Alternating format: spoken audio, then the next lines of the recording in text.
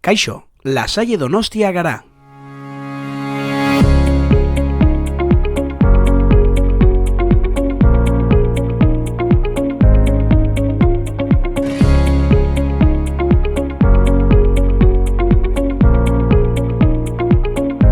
Azken urte hauetan, aldaketa prozesu batean murgilduta gaude.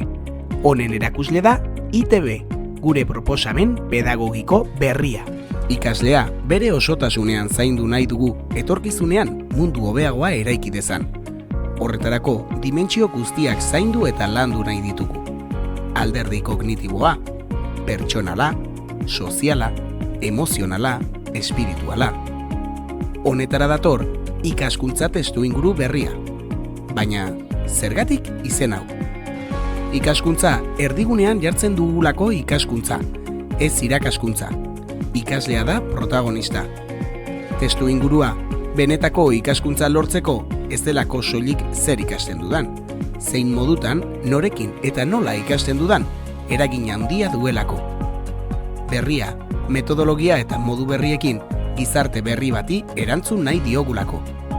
Protagonista ikaslea dela argi dago, baina nor izango du bidelagun? Irakasle hezitzailea, laguntzailea izango da, eredua, bitartekaria. Eta familiak, zuek, eskolarekin elkarlanean behar zaituztegu, ondoan.